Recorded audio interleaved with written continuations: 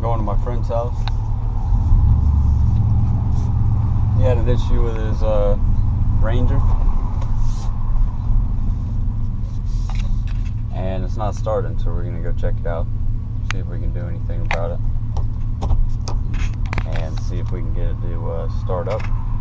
Anything like that. Oil or water?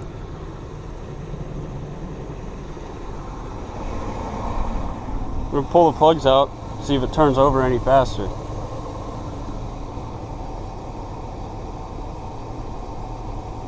That's the first one that looks like that though.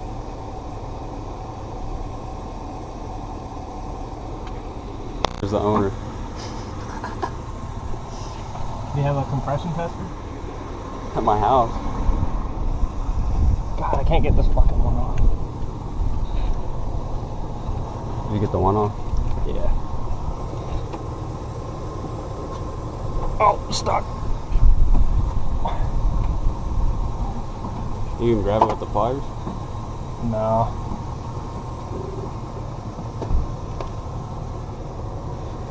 You can probably turn the van off now. Yeah. Probably overheating. Probably burn a quart of oil with that LS light. OLS swap. Let's pull the radiator and the shroud off. The total wrong way because we didn't have the fan clutch tool. Pull it off there. We didn't feel like going to get it. We got the plugs out except for one, but we're gonna see if it turns over any faster. None of the other plugs look like they had water on it like that first one. So I'm gonna turn it on 50.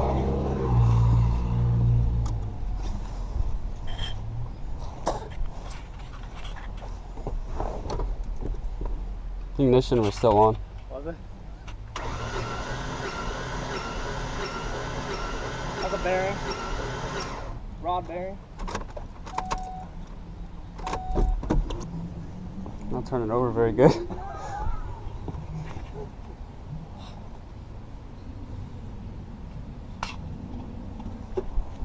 you turn it over? Yeah. See if I fucking hear you. Was it on that side? I wasn't hearing it. I was just so overwhelmed with the sound of that. I didn't even think of which side it was coming from. Yeah, his airbox was full of oil because it was in a ditch like this.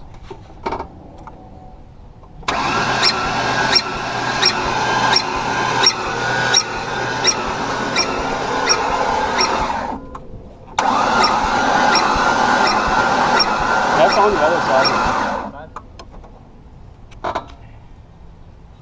Battery. We're gonna see if it turns over any faster. Because if it doesn't, it might have a serious problem.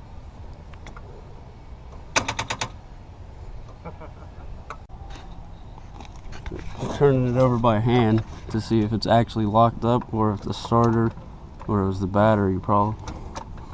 And it's not too bad. When I first did it, it was a little tight. Look at that marble. And we put Marvel mystery oil in the one cylinder that was squeaking a little bit.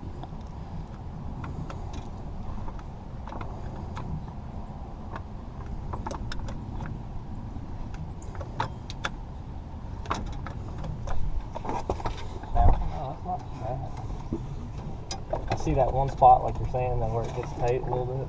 Oh, it blew some air out.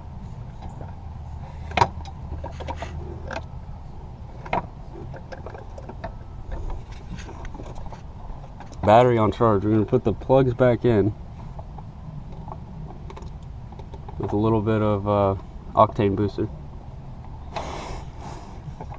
And then try to start it again to see if it'll fire or do anything. I wanted to mainly pull the plugs out to check them for oil because it was in a ditch, and like I said, there's oil in the airbox. Look at the throttle body. So we're gonna see what happens there.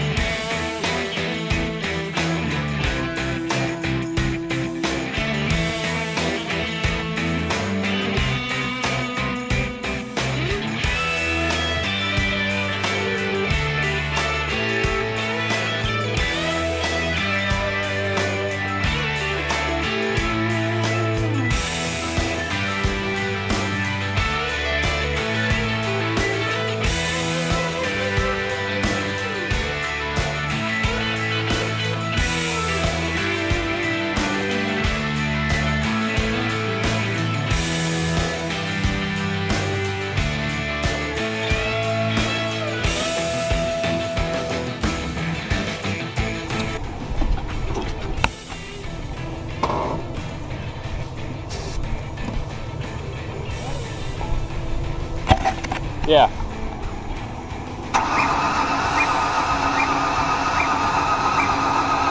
Pump it.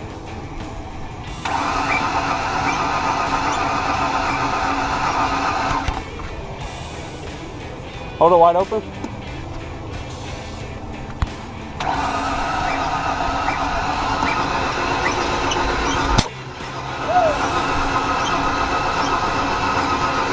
Open it.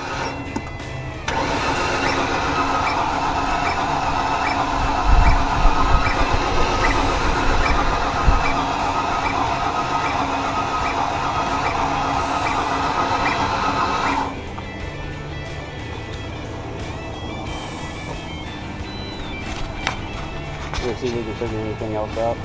I just got a compression tester hooked up. And we'll see what the news is. Yeah.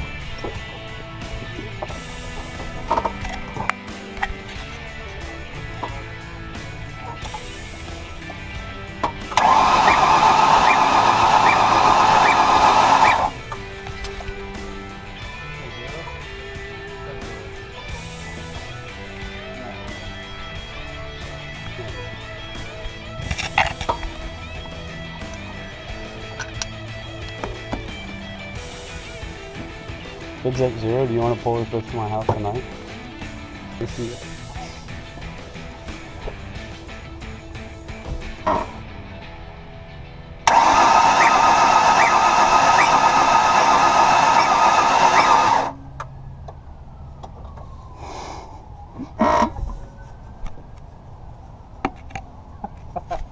Bad news fucking bears. Alright, so we got no compression. One cylinder on this bank and then one cylinder on the other bank, 0. So what we're gonna do now is pull the driver head off to just see exactly why there's no compression, to see if, you know, the motor is worth putting a head gasket on it, or if it got overheated in the rings or stuck or anything like that. See if there's a hole in the piston. Basically to see if it would need another motor or just head gasket. What about this? Feel great. Just pulled the engine out of my other truck that was running, and now this engine's pretty much shot. I mean, can you ask for a better situation? But look at the door. Anyone wants to buy it? An 07 Ranger? 2007 Ranger, 4.0. Pretty much new, never been off-road, never been in a wreck. Make me an offer. So we got the driver's side just about down. Got the intake bolts loose. Just finishing up on that side so we can pull the intake off. We're gonna pull the intake off, and this side is closed. Being able to pull a valve cover, get the manifold bolts out, and probably bend this EGR out of the way.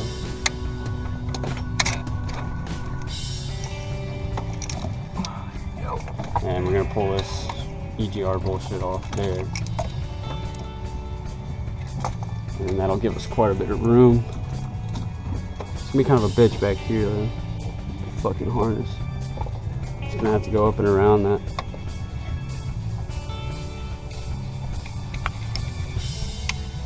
Just got the valve cover off. And it is what I was thinking it was. It's got Torx head bolts and one timing chain in the front, one in the back. It's like on a 2010 Mustang I did heads on before. Kind of a bitch. You got the E-Torx there and then behind that tensioner. So if we can't find a Torx fit, then we might not be able to get it off tonight. Bolts Torx fit, we got a short ass Craftsman 3/8, because that was the Torx fit size. And we'll show you what we've been doing. On that Mustang I did them, they were just as tight as if I had an actual breaker bar, but this is actually easier because it's like 10 feet long. Ready? Do it, do it. Oh yeah. All right, hold on. I go. All right, got it. Now, for a better view of what that was, Rigid conduit. I was holding it right about there.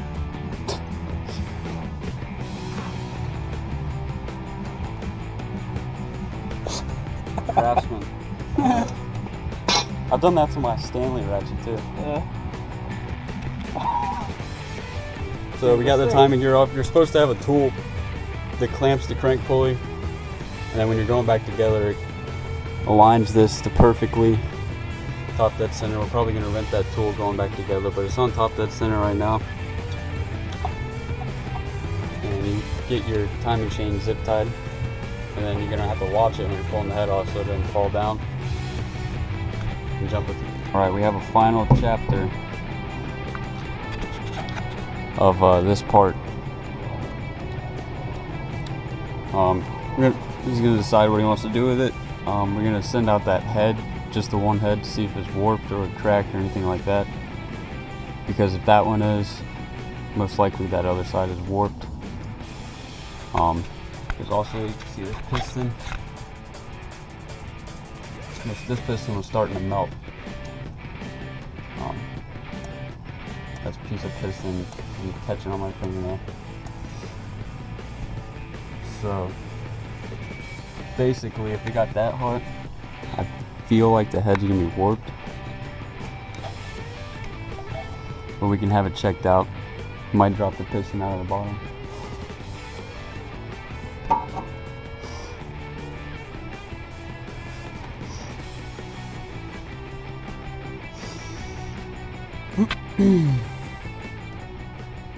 So that's the story of the Ranger.